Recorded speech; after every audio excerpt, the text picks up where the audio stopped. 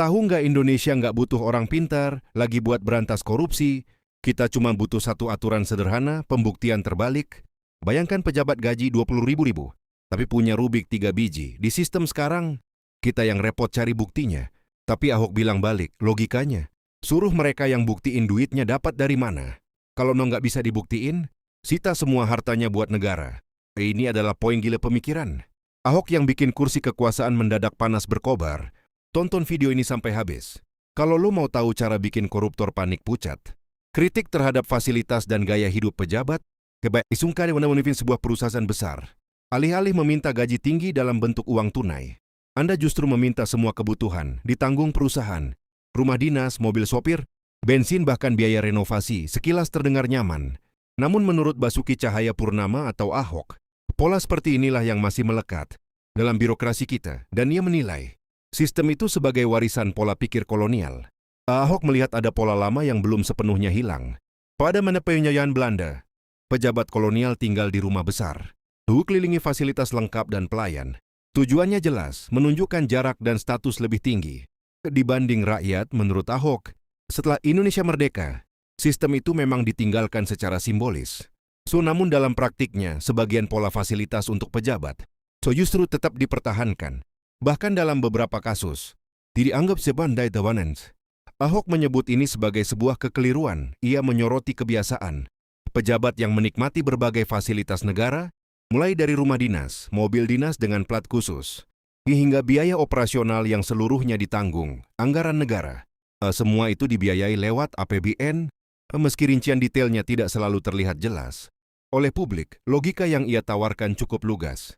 Menurutnya daripada negara menanggung rumah dinas yang biaya perawatannya bisa mencapai miliaran rupiah, atau mobil mewah dengan biaya operasional tinggi, lebih baik pejabat diberi gaji besar secara langsung, tanpa fasilitas tambahan. Dengan sistem seperti itu, pejabat akan mengatur sendiri kebutuhan hidupnya. Mereka harus mencicil rumah, membayar listrik, membeli bensin, dan merawat kendaraan dengan uang pribadi. Dampaknya, kata Ahok, pejabat akan lebih berhati-hati dalam mengelola keuangan karena yang digunakan adalah uang sendiri bukan anggaran negara. Selain itu, pejabat juga akan lebih merasakan langsung dampak kebijakan ekonomi ketika harga bensin naik atau tarif listrik meningkat. Mereka ikut merasakannya. Seperti masyarakat pada umumnya, Ahok juga menilai sistem fasilitas seringkali menjadi celah yang kurang transparan. Gaji pokok pejabat mungkin terlihat tidak terlalu besar di atas kertas, tetapi tunjangan, fasilitas, dan biaya operasional bisa jauh lebih tinggi dan tidak selalu mudah diawasi. Kondisi inilah yang menurutnya membuat jabatan terasa sangat nyaman. Ia pun berpendapat jika tujuan seseorang adalah mencari kekayaan, sejalurnya adalah menjadi pengusaha bukan pejabat publik. Ahok bukan sekedar soal angka gaji atau fasilitas. Ia ingin memutus pola pikir, mentalitas tuan tanah dalam birokrasi. Pejabat, menurutnya, harus kembali pada peran utama sebagai pelayan rakyat, bukan sosok yang dilayani dengan berbagai kemewahan. Dengan memberikan gaji yang jelas dan menghapus fasilitas berlebihan, negara dinilai bisa lebih transparan dan efisien. Lebih dari itu, jarak antara pejabat dan masyarakat bisa dipersempit, karena pada akhirnya jabatan publik bukan soal kenyamanan pribadi, melainkan soal tanggung jawab kepada rakyat yang memberi amanah. 2. Transparansi anggaran, APBN, IPBD. Bayangkan, Anda sedang memegang menu di sebuah restoran mahal. Di bagian depan hanya tertulis, paket makan siang 5 suri. Tidak ada penjelasan isi menunya, tidak tahu dapat apa saja. Kira-kira seperti itulah gambaran yang disampaikan Basuki Cahayapurnama atau Ahok soal transparansi anggaran di banyak situs pemerintah. Menurut Ahok, banyak instansi merasa sudah terbuka karena menampilkan angka anggaran di website resmi. Total dana dipasang besar-besar. Publik bisa melihat jumlahnya, namun persoalannya, yang ditampilkan seringkali hanya judul besarnya saja. Rinciannya tidak ikut dibuka. Akibatnya masyarakat tahu berapa uang yang dikeluarkan, tetapi tidak tahu uang itu dipakai untuk apa saja. Disinilah Ahok mulai menyinggung soal yang ia sebut sebagai lembar ketiga. Ahok menjelaskan, kalau di halaman depan tertulis, renovasi kantor 10 miliar rupiah, maka seharusnya ada halaman lanjutan yang memuat detail lengkap, misalnya kursi yang dibeli merek apa, harganya berapa, per unit beli berapa banyak, bahkan sampai hal kecil, seperti alat tulis. Semuanya jelas dan masuk akal. Intinya rincian anggaran harus bisa ditelusuri, sampai ke item paling kecil. Dengan begitu, Publik bisa membandingkan langsung dengan harga pasar. Kalau harga di dokumen jauh lebih mahal dari harga di toko biasa, masyarakat bisa mempertanyakan. Ahok mengingatkan, saat ia menjabat sebagai Gubernur DKI Jakarta, sistem seperti ini pernah dibuka. Rakyat bisa mengakses detail anggaran secara terbuka. Ia ingin masyarakat ikut mengawasi setiap rupiah yang keluar. Namun setelah ia tidak lagi menjabat, ia tuh merasa akses detail itu tidak lagi sejelas sebelumnya. Ia mempertanyakan, jika semua sudah benar dan sesuai aturan, mengapa harus ditutup kembali? Menurutnya, menutup rincian anggaran justru menimbulkan tanda tanya. Ahok juga menilai bahwa banyak persoalan anggaran muncul justru di bagian detail yang jarang diperhatikan publik, angka-angka kecil. Inilah kan yang bisa menjadi celah munculnya pemborosan atau anggaran yang tidak wajar. Dengan membuka lembar ketiga, Tebeca Cabalodek dan lebih berhati-hati. Mereka sadar bahwa masyarakat, termasuk mahasiswa dan warganet yang kritis, bisa ikut mengecek dan membandingkan harga. Pengawasan tidak lagi hanya dari internal, tetapi ini juga dari publik. Pada akhirnya, pesan yang ingin disampaikan, Ahok sederhana digitalisasi pemerintahan, bukan hanya soal punya website atau memajang total anggaran.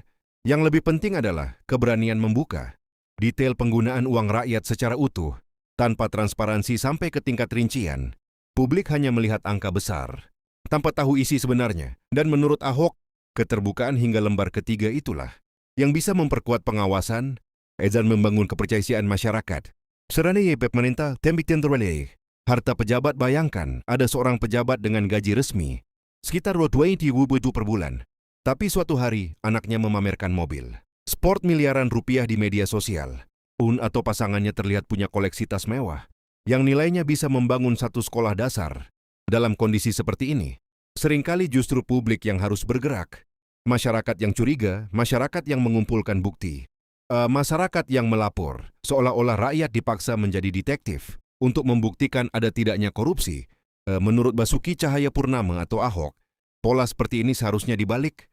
Ia mengusulkan pendekatan yang lebih tegas. Bukan publik yang sibuk membuktikan korupsi, tetapi pejabatlah yang wajib menjelaskan dari mana asal hartanya. Ahok menyederhanakan logikanya. Kalau tiba-tiba ada motor baru di garasi rumah, orang tua pasti bertanya, dapat uang dari mana? Jika tidak bisa menjelaskan dengan masuk akal, tentu akan ada konsekuensi. Prinsip yang sama, kata dia, seharusnya berlaku untuk pejabat publik. Ahok menyinggung bahwa sebenarnya Indonesia sudah meratifikasi Konvensi PBB melawan korupsi sejak era Presiden Susilo Bambang Yudhoyono. Dalam semangat konvensi itu, ada konsep pembuktian terbalik, di mana pejabat diminta membuktikan bahwa hartanya diperoleh secara sah. Namun menurut Ahok, penerapan prinsip ini belum berjalan maksimal. Karena itu, ia mendorong pemerintah berani mengambil langkah tegas, bahkan jika perlu melalui peraturan pemerintah pengganti, undang-undang atau perpu yang mewajibkan pejabat negara menjelaskan asal-usul kekayaannya jika tidak sebanding dengan profil pendapatan mereka. Misalnya, jika seorang pejabat memiliki banyak rumah mewah, lalu ditanya asalnya, dan ia menjawab hibah keluarga, maka dapat tinggal zumtis, apakah pemberi hibah memang memiliki kemampuan finansial? Bagaimana catatan pajaknya? Jika tidak bisa dibuktikan secara rasional dan administratif, maka aset tersebut bisa disita untuk negara. Ahok menilai pendekatan ini lebih efektif dibanding perdebatan panjang soal undang-undang perampasan aset yang pembahasannya kerap berlarut-larut. Baginya yang dibutuhkan adalah keberanian menjalankan prinsip sederhana, harta harus bisa dijelaskan asal-usulnya. Itu yang gagas tuene menurut Ahok adalah menciptakan efek jera yang kuat. Jika setiap aset yang tidak wajar berpotensi disita, pejabat akan berpikir dua kali sebelum menerima suap atau gratifikasi. Uang yang tidak bisa dijelaskan asalnya justru akan menjadi resiko besar bagi karir dan seluruh kekayaan mereka. Pada akhirnya pendekatan ini diyakini bisa menyaring siapa yang benar-benar ingin mengabdi sebagai pelayan publik dan siapa yang hanya ingin memanfaatkan jabatan untuk memperkaya diri. 4. Efisiensi dan reformasi birokrasi. Bayangkan Indonesia seperti pemilik rumah kos raksasa yang punya kebun emas di halaman belakang. Selama ini untuk mengelola kebun emas itu, negara memanggil perusahaan tambang. Mereka diberi izin menambang. Lalu negara mendapat bagian lewat pajak, royalti dan dividen. Secara teori terdengar rapi, tapi menurut Basuki Cahayapurnama atau Ahok, praktiknya tidak sesederhana itu. Ahok menilai, sistem berbasis pajak dan laporan keuntungan punya celah. Perusahaan bisa saja melaporkan laba kecil, bahkan rugi, sehingga kewajiban ke negara ikut mengecil. Negara sebagai pemilik sumber daya akhirnya sangat bergantung pada laporan di atas kertas.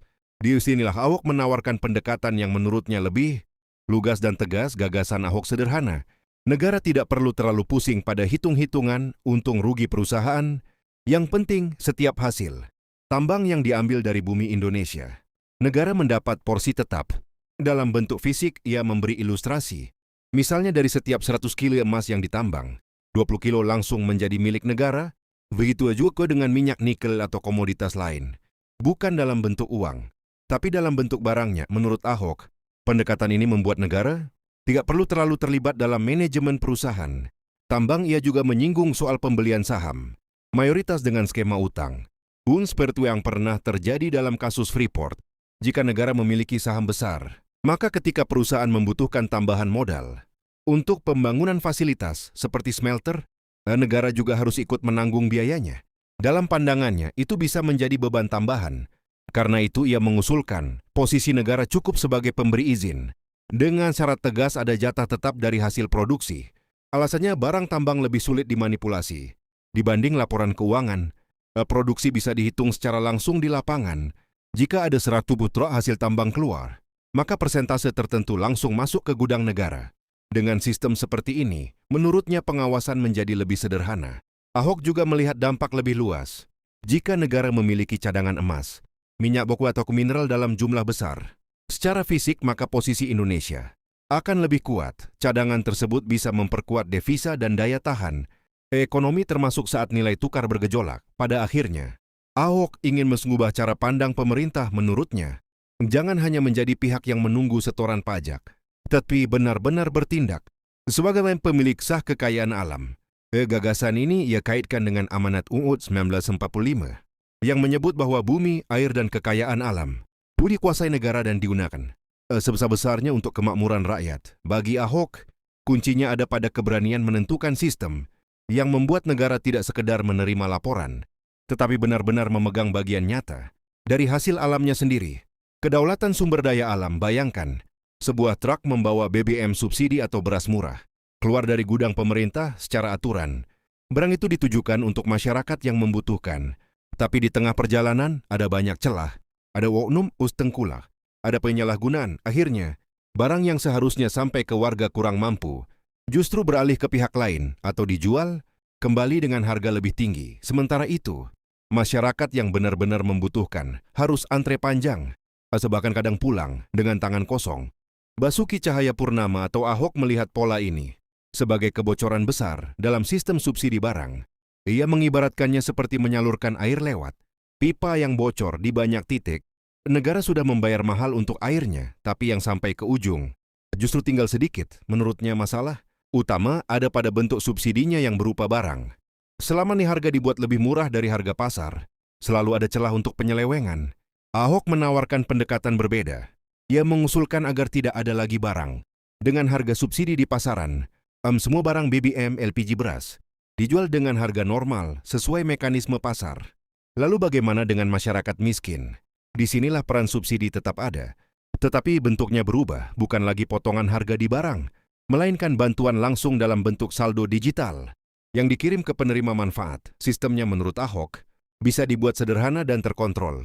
Pertama, negara harus punya data yang jelas tentang siapa yang berhak menerima bantuan, misalnya berdasarkan penghasilan di bawah upah minimum. Dua-dua setiap bulan penerima mendapatkan saldo khusus di ponsel atau kartu digital mereka.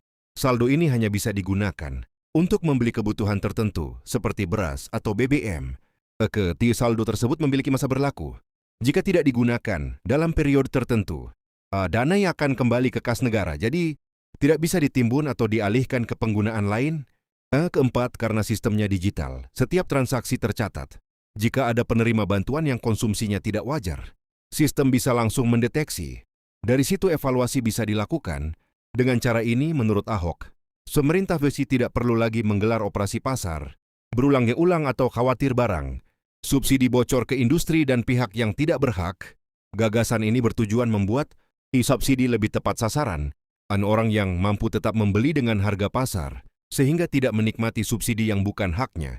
Pertama, negara harus punya data Yang jelas tentang siapa yang berhak menerima bantuan, misalnya berdasarkan penghasilan di bawah upah minimum, dua-dua setiap bulan penerima mendapatkan saldo khusus di ponsel atau kartu digital mereka.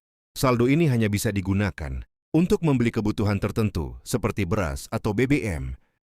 Saldo tersebut memiliki masa berlaku.